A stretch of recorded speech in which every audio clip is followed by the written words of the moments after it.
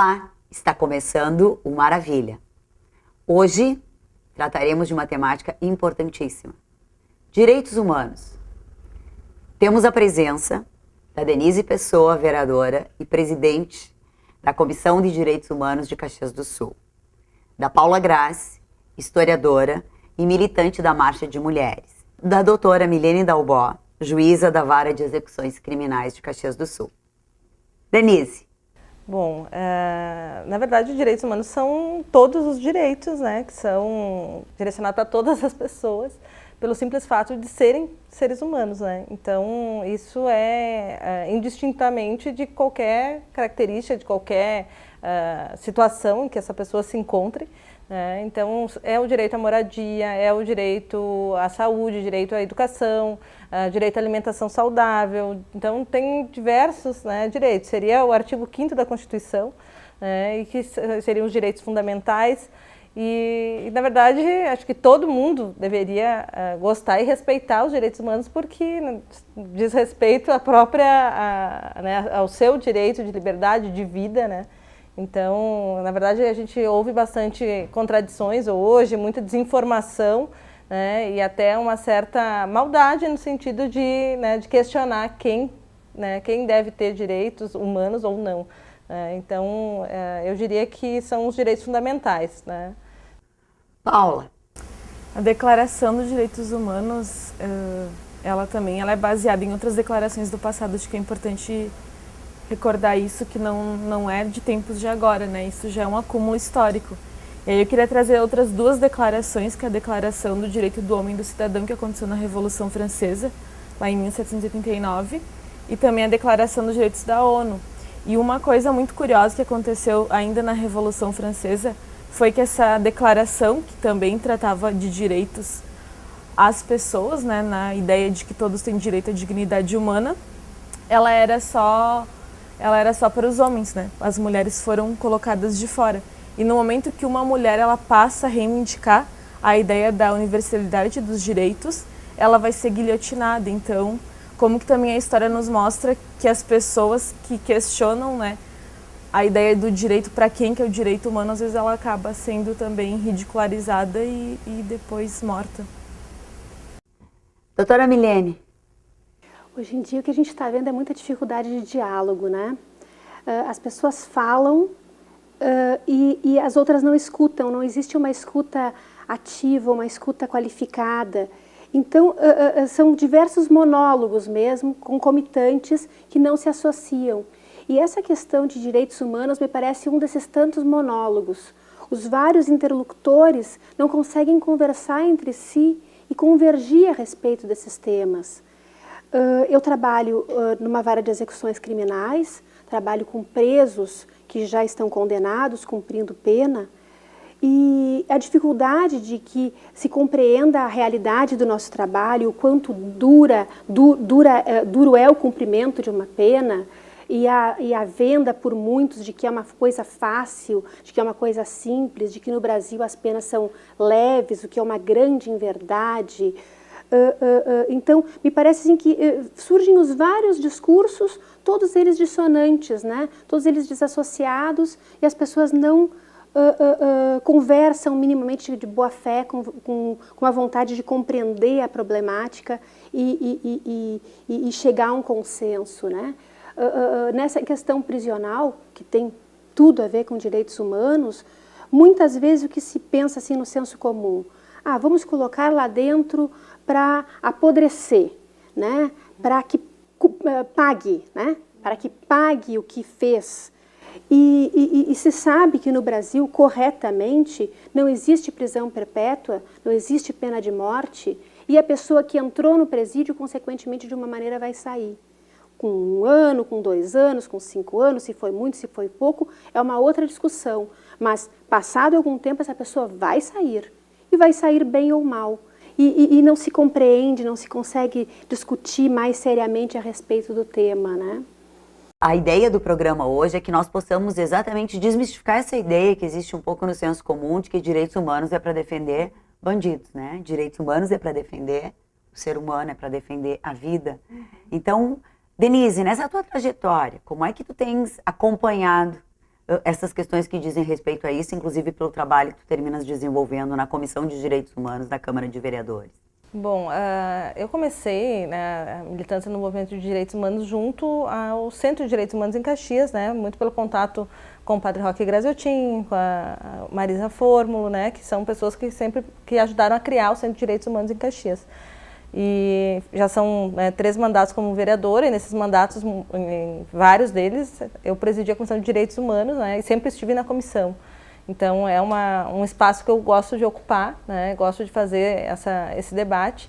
E eu vejo que tem a desinformação, né? Tem uma desinformação que ela não é voluntária, né? Ela é construída com objetivos, né? E isso é histórico, né? E aqui acho que é importante dizer que o movimento de direitos humanos ele surge no Brasil durante a ditadura militar, para denunciar os excessos, né, e denunciar as torturas, denunciar todas as violações que ocorriam naquele período. E, claro, naquele período também se criou alguns meios de comunicação, né, que também trataram de massificar a opinião pública e também começaram a dizer já naquela época que o movimento de direitos humanos defendia bandido. Então, isso já é construído há muito tempo e com interesses, né? Então, naquele tempo, quem denunciava a ditadura militar defendia, era o bandido, né? Era a pessoa que devia, e que defendia, então, os direitos humanos. Então, os direitos humanos e bandidos eram tudo, já era quase a mesma coisa, isso já vinha sendo construído e foi reproduzido em meios de comunicação, massificado no Brasil. E isso é reproduzido até hoje, né? Então, né, a gente é signatário de vários, né, acordos da ONU, a gente defende, né, a nossa Constituição de 88, ela já traz vários princípios, né, da Declaração Universal de Direitos Humanos. Seguidamente vem as PECs que atualizam, né, alguns direitos e vão colocando, como a questão da alimentação saudável, que entrou não faz muito. Então, tudo isso vem sendo trazido. Mas na Comissão de Direitos Humanos aqui de Caxias do Sul, a gente percebe que existe muita procura. Hoje, se falar muito em movimento de direitos humanos, o pessoal sempre se referencia pela Câmara de Vereadores, né? A gente teve na história da Câmara de Vereadores, vereadores que utilizaram a comissão também para denunciar a ditadura militar, né? A gente teve o João Ruaro, que foi inclusive, né, o vereador que ajudou a criar a comissão. A gente teve várias mulheres que participaram. A Comissão de Direitos Humanos, ela chegou a ter um período que ela foi Comissão de Cidadania, chegou a ser de Direito do Consumidor, também colocaram, né, assim, o nome da comissão. E hoje a gente vê assim, os excessos, especialmente na questão prisional, elas chegam até a Câmara de Vereadores. Digamos que é o espaço mais popular e mais acessível, seria a Comissão de Direitos Humanos.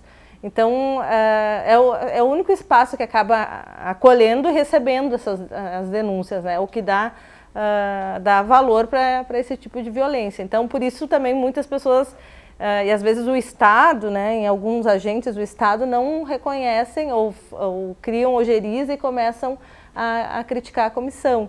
Mas a comissão está ali, a gente denuncia sim, os excessos por parte de qualquer agente de segurança que ocorra, e a gente precisa dizer que isso é a exceção, né? A gente não é a regra, mas todos, né, a gente precisa respeitar a lei, inclusive os agentes, né, de segurança, todos, né? Então a gente vai denunciar quando tiver excesso, né, por parte de qualquer um que não entender que as leis têm que ser cumpridas. Então isso a gente sempre denuncia, né? Eu acho que a Comissão de Direitos Humanos, essa é um diferencial que, inclusive, se a gente for comparar mesmo com o caso da Marielle no Rio de Janeiro, né? Que também era uma vereadora, que também tinha todo esse movimento, a ligação com o movimento de direitos humanos e que também denunciava as violências de segurança, né? Claro que lá as violências são muito maiores, muito mais organizadas, né? Muito mais articuladas, o Estado, o tráfico, tudo fica tudo muito misturado, né? E aconteceu o que aconteceu. Então, isso E o Brasil, infelizmente, é um dos países que mais matam defensores de direitos humanos, né?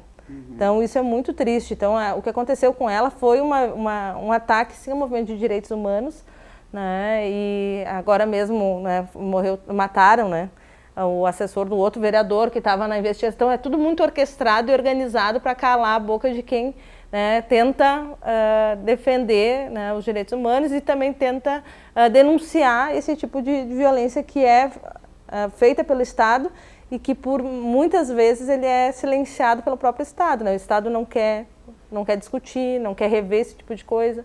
Então a gente trabalha com isso sim na Câmara de Vereadores. Claro que Caxias do Sul é uma cidade muito mais tranquila, né? Mas a gente trabalha também com a questão de formação, da violência contra as mulheres, né? A gente trabalha com a questão da igualdade racial, né? A gente trabalha por vários aspectos. A gente tenta trabalhar tanto na capacitação, na qualificação do debate, de tentar trazer essa questão, né, de mudar um pouco a consciência, mas também de denunciar as violações que ocorrem, né? Então a gente trabalha direito da criança e adolescente. Então todos os tipos, são muitos. Eu digo que a Comissão de Direitos Humanos é a comissão que mais recebe, né, trabalho assim, das comissões da casa, né? Doutora Milene, dá para dizer que os direitos humanos também existem para que o Estado não cometa excessos e não se transforme ele também num bandido, que não é a função do Estado? Era exatamente isso que eu ia pegar o gancho da Denise. Quando a pessoa pratica uma determinada infração, para reprimir essa atitude dela, existe o Estado. As forças de polícia, o judiciário, o Ministério Público, enfim, o Estado existe para reprimir uma postura indevida, digamos, um crime. Mas quando é o Estado que é a pessoa que está praticando a infração, aí surgem os direitos humanos. Os direitos humanos surgem exatamente para isso, para dizer ao Estado que ele tem seus limites também e que tem que respeitar o direito da pessoa, o direito do ser humano. Então, por isso dá para se compreender até essa antipatia. O Estado, e aqui eu tenho uma parcelinha de Estado comigo, mas ele tem a sua autoridade, claro. Ele vive disso, né? Ele precisa disso para existir, para ter a sua função é essa, efetivamente. E claro que aquele que se opuser à sua atuação, em especial mostrar a ele ou apontar a ele as suas irregularidades, os seus excessos, os seus erros, claro que isso não vai ser bem compreendido. Ou que, para que seja bem compreendido, se precisa estar num estado de evolução muito grande para se fazer aquela autocrítica devida, né? Ou quando o Estado não garante o acesso todo aos direitos. Por ação ou por omissão, claro. Por omissão e uma também. coisa que a Denise falou que eu achei interessante também, que os direitos humanos vai além da questão da segurança pública, porque muitas vezes as pessoas reduzem direitos humanos a somente a área da segurança pública, então tem muito esse discurso de que direito humano é para defender bandido, e aí esquece uma série de outras áreas, como a educação, o acesso a uma alimentação saudável. Hoje também tem toda a luta das mulheres, então a própria violência contra a mulher é também uma violação de direitos humanos, e a gente acaba reduzindo sempre a área da segurança pública, muito em função também desses discursos prontos que as pessoas reproduzem, né? E o que é bandido também, né? E quem é o bandido? Quem é o bandido? O bandido é só o outro, né? Ou o bandido, o outro é todo bandido, né? Ou eu também sou um pouco bandida, ou talvez mais bandida, ou será que existe o bandido? Ou todos nós somos humanos, então, afinal de contas, com nossos erros, as nossas características, as nossas qualidades, né? Será que podemos acreditar também que as pessoas, quando cometem qualquer forma de delito, elas não precisam permanecer a vida inteira cometendo delitos? Ela se torna definitivamente o outro, Isso. o excluído, o desnecessário, o inoportuno. E infelizmente parece que são vidas que a sociedade ela aceita perder, porque no momento que o que ele fez aceita e deseja. Pode ser então torturado, pode ser executado. As pessoas não existe o direito em si, mas parece que você precisa ser merecedor daquele direito para poder ter acesso. Então, logo quem se encaixa nessa ideia do que é bandido pode ser executado, pode ser morto. Isso por si só já dá uma conotação do que estamos procurando, né? Qual é o pelo no ovo que estamos à cata. E claro, a gente vive, o juiz da execução verifica isso todo dia, né? Mas se está falando aqui o chavão, Mas, obviamente, são pessoas muito jovens. Homens, via de regra, mas o ambiente carcerário feminino também está crescendo muito, infelizmente, especialmente por tráfico de drogas, por pequenas quantidades e no âmbito familiar também. Mas, enfim, o nosso padrãozão é o homem jovem, até 24 anos, muito novo. Digamos que ele pegue uma pena máxima de 20 anos, aí ele vai sair da penitenciária com 40 e poucos, ainda jovem. Né, totalmente acabado com tuberculose, com AIDS e com outras patologias, mas vai sair, alguns saem vivos, a maioria sai vivo, né, ou sobrevivo, né, com um índice de escolaridade muito baixo. Sem qualquer forma de profissionalização. Sem qualquer forma de profissionalização. Nós estamos muito, junto com os vereadores, à busca de espaços melhores na penitenciária do apanhador, mas hoje na penitenciária do apanhador, que temos quase 1000 apenados, nós não temos uma mísera vaga de trabalho. O que temos são trabalhos internos, trabalhos de faxina, de alimento, disso, daquilo, mas trabalho de emprego, nenhum. Direitos humanos. Isso são direitos humanos? Estão sendo respeitados os direitos humanos dessas pessoas? Fiquei pensando, doutora Milene, quando a senhora colocava, né, que essas pessoas vão cumprir a sua pena, e muitas delas cumprem a sua pena, e vão sair do sistema carcerário. E aí, como é que a sociedade, né, vai recebê-las e que preparo elas têm? Essa ideia de que o direito humano de pensar que eu posso ter cometido um erro, mas que eu vou pagar por esse erro e eu vou ter direito à reinserção social. 70% delas vai voltar em menos de um ano. E aí, Paula, do ponto de vista histórico, ou como é que na tua área, e até como professora, né, como é que a gente consegue fazer o papel que o conhecimento tem, né, de ir construindo nesses jovens, nesses adolescentes, que eu sei que são os que tu trabalhas, uma outra perspectiva de entender a complexidade do tema, a necessidade da compreensão do que de fato é um direito humano e a luta por eles, por que ela é fundamental? Acho que muitos adolescentes dentro da sala de aulas reproduzem esses discursos prontos, né, escutando tanto da mídia quanto também da família, tanto dessa reprodução que a gente conhece. E cabe à educação também criar pontes, criar diálogos para que a gente possa desconstruir um pouco isso através muito da história, de trazer à tona a história, como eu comentei antes, né, que a Declaração de Direitos Humanos, ela é toda uma tradição da ideia da luta por liberdade, da ideia da luta por fraternidade e igualdade a todos.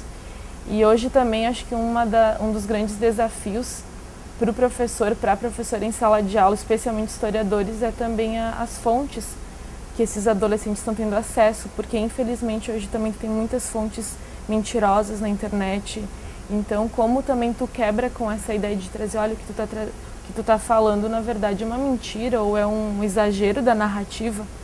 Então, acredito também que falar em direitos humanos é também falar em redemocratização dos meios de comunicação, poder quebrar com essa ideia, né, dos discursos prontos dos meios de comunicação, e também a ideia da pesquisa, da gente ir atrás do discurso não, mas do conhecimento, que ele é construído com seriedade e não com interesses políticos, porque muitos desses discursos têm interesses políticos e eleitorais no fortalecimento de candidaturas que disseminam cada vez mais o ódio.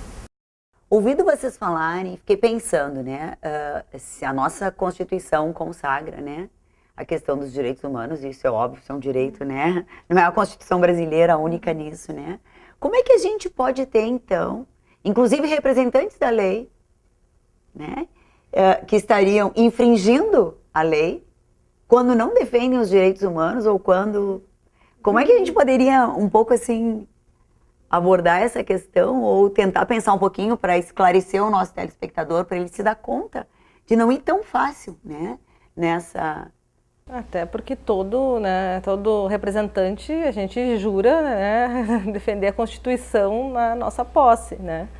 Isso, seja qualquer parlamentar ou mesmo prefeito, né, governador, presidente, a gente jura, né, que a Constituição vai ser a nossa diretriz de trabalho, mas mesmo assim a gente vê alguns representantes, eu diria que alguns políticos que são políticos que trabalham com um cinismo, né, de fazer um discurso, vamos armar todo mundo, né, um cidadão de bem, pessoas que andam armadas, a gente tem que, daí por outro lado, né, criminalizam os bandidos que andam armados, mas então quem vai, né, se tu quer liberar arma para todo mundo, quem vai usar, quem não vai?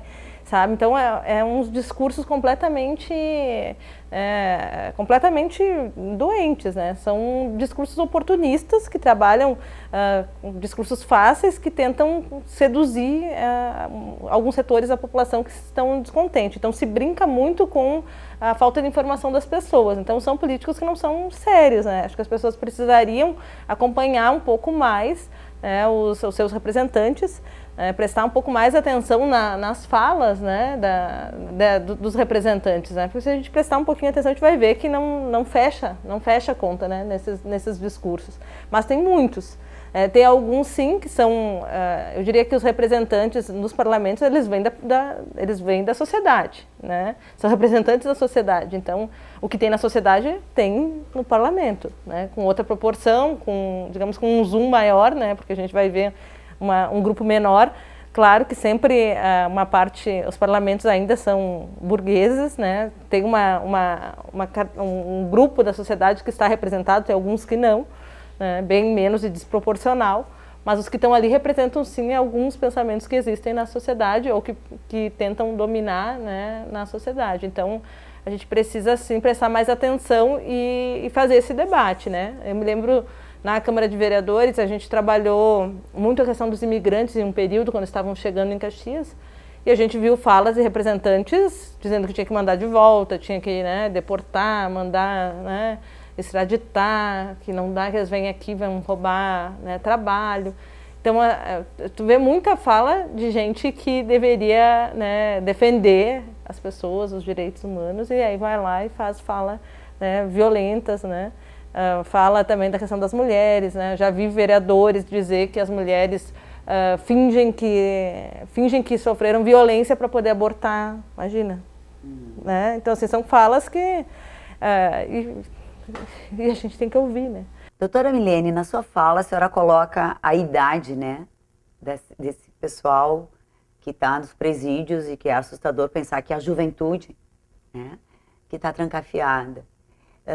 Que possibilidades, que alternativas, o que vocês vislumbram, né, na área de atuação, porque chega a ser, eu também sou professora, né, isso para mim é aterrador, né, porque em outros tempos a gente sempre dizia, a juventude é o futuro do país. Não, a juventude é o presente e não existe futuro, né, o futuro só vai existir se a gente tiver um presente diferente. Que possibilidades, o que tu vês nesse sentido? Faz aproximadamente uns 2 anos, eu dei uma decisão, vou dar uma fugidinha, mas já chego lá. Dei uma decisão de interdição do albergue municipal, famoso semiaberto. A situação naquele local era absolutamente precária. Para quem conhecia um presídio fechado, que já era horrível, chegava naquele presídio do semiaberto, ali sim era o fundo do poço realmente. Houve uma interdição, a maioria das pessoas já estava em prisão domiciliar com tornozeleira, 300 pessoas já se encontravam, e as que estavam lá, que eram 100 restantes, foram para a prisão domiciliar. Foi altamente criticado, altamente questionada essa questão. Agora vai ficar uma beleza, uma maravilha usar tornozeleira, quando a gente sabe que o próprio uso da tornozeleira é muito complicado, a pessoa não pode sair de casa, praticamente para trabalhar ela tem 1000 restrições, inclusive para o trabalho. Mas enfim, foi dada essa decisão. E ao mesmo tempo se começou com mais força, com mais firmeza, um trabalho em justiça restaurativa. A vereadora Denise conhece, a nossa parceira, temos vários parceiros da SUSEP, do Conselho da Comunidade, facilitadores, e hoje nós estamos com mais de 500 atendimentos mês. Algo muito, assim, a grosso modo, algo como se faz nos Estados Unidos, assim, de um acompanhamento da condicional, claro que com as nossas precariedades, com as nossas dificuldades, com as nossas os vários conflitos que nós temos, né, para chegar, mas estamos conseguindo pegar esses apenados do semiaberto e dar um acompanhamento para essas pessoas. usando justiça restaurativa como o nosso carro-chefe. Que justiça restaurativa, também de uma forma muito simplista falando, basicamente permite que a pessoa fale e seja ouvida. Né? É aquela questão da escuta, do diálogo consistente, firme. E nós estamos, as pessoas que estão participando, hoje nós temos aproximadamente uns 100 participantes atuantes efetivamente, e essas pessoas estão com um índice de retorno ao presídio na ordem de 10%. O índice confrontando com os nossos 70%, são números assim extremamente positivos. Claro que são números que a gente ainda vai ter que fazer alguma checagem, porque o trabalho é muito novo, então ainda não podemos cantar vitória antes da hora, digamos assim, mas tudo tem se apresentado de uma forma muito positiva. O discurso, né, o diálogo que eu tenho ouvido assim sistematicamente é o seguinte: nossa, eu estive X anos preso e nunca fui minimamente ouvido, atendido, respeitado, e aqui eu estou sendo ouvido afinal de contas. Estou sendo tratado como gente, né? Então tem sido assim um trabalho muito interessante. Agora a VEC de Caxias se torna uma VEC regional, que vai pegar presídios de todas as regiões aqui de Bento, São Chico. A gente já está super animado para estender esse serviço para outras localidades também. Enfim, temos sim caminhos. Basta sentarmos e conversarmos de coração aberto, né, com tranquilidade, com disponibilidade. E a justiça restaurativa, nesse ponto, também ela é muito rica. Ela trabalha, um dos principais pilares dela é da horizontalidade. Na horizontalidade, todos nós estamos em igualdade de responsabilidades e de condições, assim. Não existe esse que é mais ou aquele que é menos ou coisas nesse sentido. Rótulos, não existem rótulos. As máscaras caem. E isso permite daí sim que a conversa aconteça.